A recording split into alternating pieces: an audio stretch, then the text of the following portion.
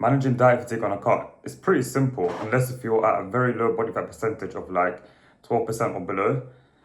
Other than that, managing diet fatigue, reducing it, etc., is so easy. It's really, really simple. And if you're someone that does experience diet fatigue, if you're above 12% body fat, then your diet is simply trash. That's all I'm gonna say. But don't worry, because in this video I'm going to be telling you how to prevent getting diet fatigue without being at a very low body fat percentage. First thing would be is to be eating similar meals daily. This is because when you eat similar meals daily, you get less decision fatigue. Like, you know that decision fatigue you guys get from, planning, what am I gonna do for this meal? What am I gonna make for this meal? If you just keep on thinking what you're gonna have for this meal, you're just more likely going to be falling off. Why? Because you increase that decision fatigue, and that decision fatigue can put you at the risk of preventing you to stay on plan, because you're just going to more likely give up if you keep overcomplicating your meals, if you keep, deciding what you're going to have for this meal and this meal. You're just more likely going to be giving up. Whereas if you just eat the same meals daily, then you'll get less decision fatigue, less time and, more prepping and stuff. And you won't have to ask yourself what you're going to have for this meal, for this meal, for this meal. Because you already know what you're going to have for this meal. So it's going to reduce your decision. It's going to reduce the fatigue that you get from deciding what you're going to have for this meal, for this meal. So I'd recommend you guys to be eating the similar meals daily. And you can make minor changes here and there, swapping,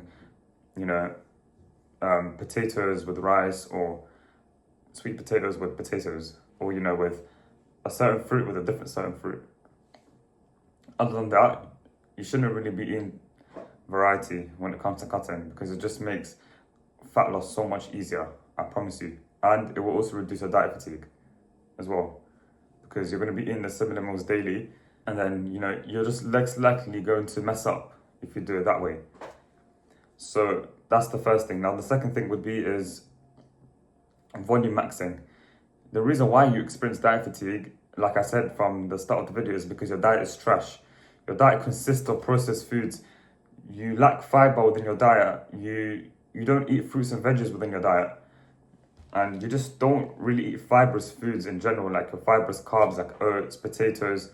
Like if you swap a potato with the rice, what's more likely going to fill you up, the rice or the potatoes? The potatoes. Why? Because it's more volume, more satiating. You can have a lot of it as well, and being lower in calories. So volume maxing is key. So for every meal I want you guys to be having volume maxing in every single meal. So, have your veggies with your chicken and potatoes. Don't just have chicken and potatoes by itself. Have it with veggies, have it with fruits, or with a Greek yogurt bowl. That's another example. Add loads of fruits in there. Add your apples, bananas, berries, kiwis, all of these fibrous carbs, which is not only has very good nutrients, but it will keep you satiated and full, and hence you're not going to be experiencing hunger. Because the moment you experience bare hunger, that's when you're just going to more likely fall off. You're going to get that diet fatigue that you experience if you're hungry. Whereas if you volume eat to satiate you, then you're going to not experience any hunger, and hence you're not going to experience any cravings, because you're full. You're satiated. You're not going to be force feeding, craving, overeating. Whereas if you had processed foods that have limited nutrients, no fiber, no volume, and it's very high on calories with lower volume, then it's going to make it harder for you to stick to the deficit. Makes it harder because you're not going to feel satiated afterwards, and hence you're going to be craving more of these foods. And then hence that's when diet fatigue starts to kick in. You're just going to more likely fall off your plan. For every meal, make sure it has a good amount of volume in there, because that's going to help you stay satiated after every single meal. And another tip as well is to drink water between your meals as well. Aim to be drinking 3 to 5 liters of water daily, because sometimes you may be hungry, but you're not actually hungry, you're just thirsty, you're dehydrated. Hence therefore instead of you, snacking, you can just simply drink water. or if you have calories left, then snack on berries. And the third thing, now this is a tactical tip. Now this is something that only people who are 12% body fat or below should apply, because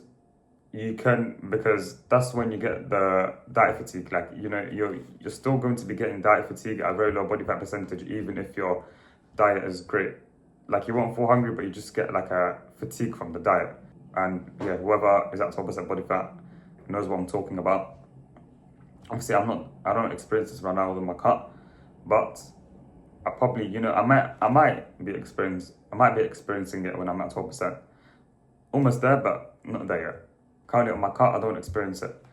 But maybe when I'm 12% body fat, I'll experience it. But what I would do if I was at 12% body fat, and if anyone else who's on their cut at 12% body fat, is to take a refeed day. This will help to manage your diet fatigue, and obviously manage fatigue in other areas within the cut. And it's going to help with your gym floor performance, because you're going to be, you know, eating lots of carbs, saving with so much more calories with more carbs, whilst ensuring that you're hitting your calorie goal. So the way to do the refeed is very simple. Reduce your protein in half and keep the fats how it is. And to determine the amount of carbs you need to be eating, get your lean body mass and then times it by 7 for your first refeed. And then whatever number you get, that's the amount of carbs that you eat. And whilst also slashing your protein in half so you can fill the rest with carbs. And obviously you want to be training later within the day, so that your muscles are very fuller and you'll get more energy, you'll be more carb loaded before that gym session, and hence it will help drive your performance within the gym if you take that refeed day. It helps to manage your diet fatigue as well. So only if you experience diet fatigue at 12% body fat or below, then a refeed day is a very good tactical tip that you can apply to help you manage your diet fatigue. So other than that, if you're not 12% and you're above that and you experience diet fatigue, then take from this video those 2 things that you can be doing to help you, to prevent you from getting any diet fatigue during your cut. So that's it from me. If you have any questions, then drop it down within the comments. If not, then the fact that you watch this video is good enough for me. I'll see you lot in the next video.